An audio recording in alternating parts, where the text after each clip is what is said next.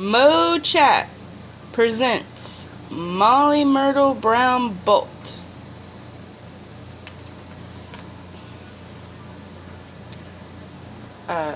Molly, you're supposed to be giving strange. Molly. Huh? What? You gotta do what? You gotta do the program. Oh, is it time already? Yeah. Hello. How are you? Oh my God, I have an audience. Hello. I'm reading my paper. Do you mind waiting? Of course you mind. Okay. All right, let me just put my paper down. It's important to me. I try to find news in the paper, all right? Okay. Have you read the paper lately? It's boring. So there's not going to be any strange news commentary today. Molly, you have to stick to the program. We gave you a program. And why are you wearing a pink hat? Well, I'm 100 years old. A woman's got to work hard to keep looking good. I look good for 100 years old, huh? I love my red lipstick. It takes away from my wrinkles, don't you think? Yeah, okay. Okay, so what's the program? You have to talk about... I lost my sheet. You have to talk about strange news, Molly. Well, there's really not any strange news in the paper. I looked. And I have arthritis, okay? It's hard to go through all this internet mumbo-jumbo stuff. I would rather just tell a story. Can I just tell a story? Alright, get it over with. Tell your story. Okay. Now, I am 100 years old. And when I was a little girl, long time ago, on the Indian Plains in southern Oklahoma, there was a crotchety old man. Molly, stop cussing on the thing. What'd I do now? You can't cuss on this. What word are you talking about? Crotchety? Stop it right now, Molly Myrtle. Back in my day, crotchety was a word. It meant ill-tempered or easy to anger. And lots of old men were called that because they were grumpy all the time. It also means irritable and grumpy. Alright, well let it slide, I guess. Okay, I won't say it anymore. But now on with my stories. Don't interrupt me anymore. This is a good story. It has a good moral lesson. You know how us grandmothers are. We have to teach you guys good moral lessons. So this is it. A long time ago, when I lived on the southern plains, oh, I already said that, didn't I? Okay. Well, there was this old man, and he was, you know that word, he was grumpy all the time. And he was known to be very rich. He had it going on. You know how you people say these days, the silver spoon? Well, he had more than that.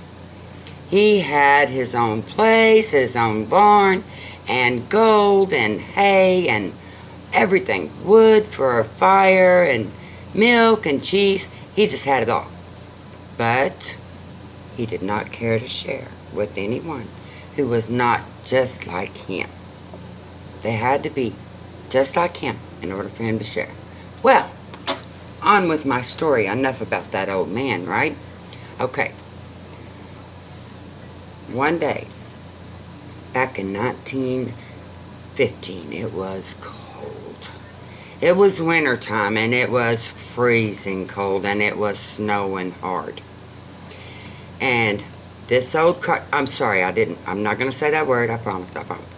This old grumpy man was in his house, and he was all warm and toasty, and he had his stew on, and he had his brandy, and he was sitting in his old rocking chair by his fire, had his feet propped up, and everything was just fine in his world. But outside, there was dangerous snowstorm coming, and huge balls of snow were just flying everywhere. Well, the old man didn't pay attention. Nope, he was fine inside his house. all of a sudden, a bam, bam, bam on his big wooden door. Back then, they didn't have locks and, doorknobs like we've got. They had big boards across the front door. And if you knocked, you had to hit the wood. So it was a very loud knock. And the old man jumped up out of his chair and he ran to the door. And he opened it. And there was an old man standing there with long robes and a long gray beard. And he was shaking and shivering. And this old grumpy man looked at him and he said, "Kind sir, what can I do for you?"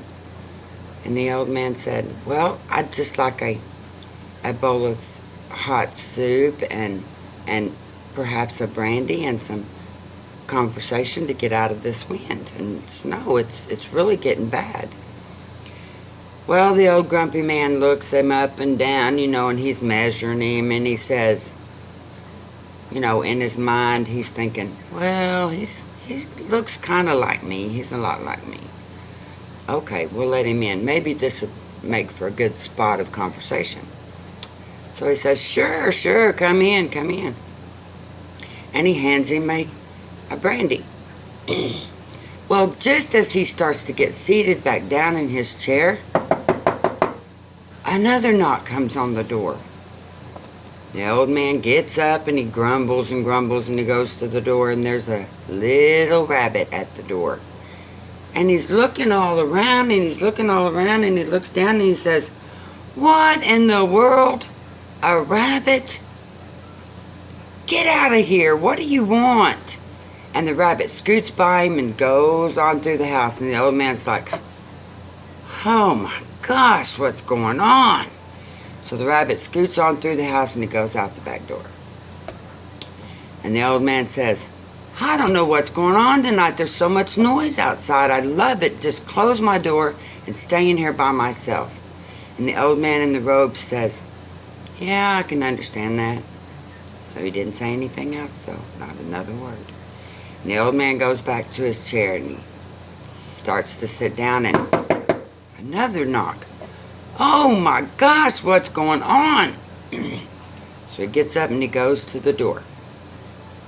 And he opens it, and this time there was a little boy in a very weak-looking jacket for a winter night when it's so cold.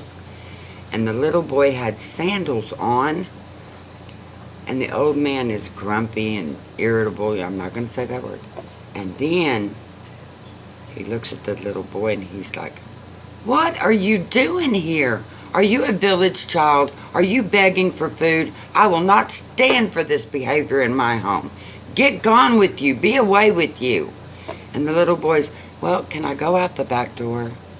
I need to warn you, sir, about something coming. Something horrible is coming." And the old man just yelled and screamed at him, "I don't want to hear nothing from you. You're a beggar. You're nothing but a migrant. Just get out. Just go away. Go through the back door if you want to." And the little boy begins to cry, "But sir, I need to tell you what's going on. And it's so cold outside. Couldn't I just have a cup of soup, please?" And the old man says, "Well, get a cup of soup and get gone with you. Go on." And the little boy walked through the house and out the back. And the old man slammed the door and he went back to sit in his chair. And he said, "Can you believe people like that go knocking on doors in a storm like this, asking for food and spreading gossip and stuff?" The old man in the robe said, "Well, it happens. You know how it is."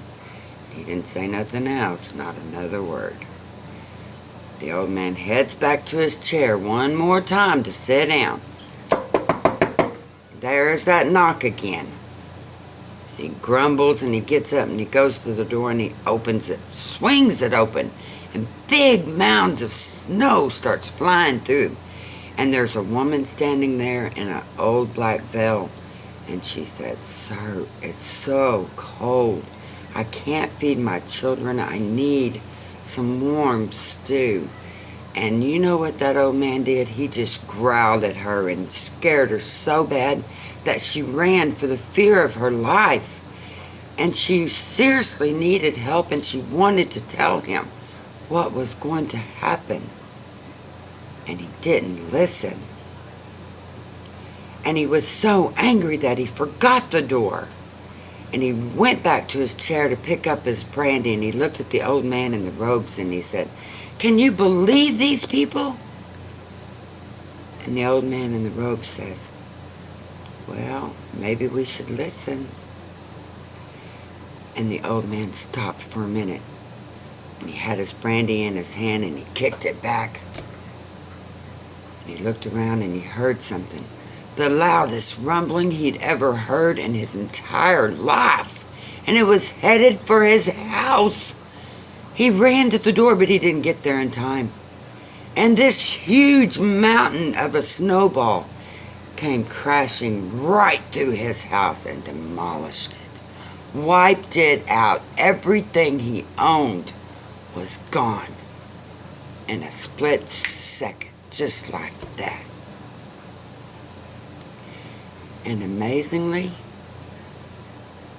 he got up off the ground and he looked around.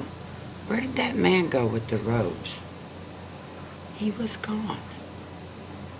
And the old grumpy man stumbled around looking for anything that was his, and he couldn't find it. And he sat down on an old stump, and he cried and felt sorry for himself. "Oh, I've lost everything. I can't find anything. I don't even have a brandy and no hot stew." And amazingly, the sun started to shine. And it was so bright that it blinded him. And he looked around, and along came this man in long black robes. He came and he stood in front of the grumpy old guy. And he looked at him and he said, "Sir, what has happened to you? Why are you here all alone?" And the grumpy old man said, "A snowball, a huge mountainous snowball, came out of nowhere and took everything I owned, destroyed it. It's gone. And I had no warning at all. No one told me what was going on. I don't understand it. What happened? Everything I've got is gone." And the old man in the robes looked at him and he said, "You had no warning? Nothing at all? No one came to your door and told you?" And the old grumpy man said, "Well, there was some beggar kid, but he's ignorant. He doesn't know anything. I let him in the door. He took a bowl of stew and walked out the back. I wasn't going to talk to him." "You didn't notice the animals running in the other direction?" "Well, there was a rabbit, but I'd likely get my gun and just shoot him if it would have been outside." "There wasn't an old woman that came to your house and tried to talk to you?" "Well, yes, but she was just an old hag. Who wants to talk to her?" And the old man in the robes looked at him and he said, "By the way, you're a stranger to me.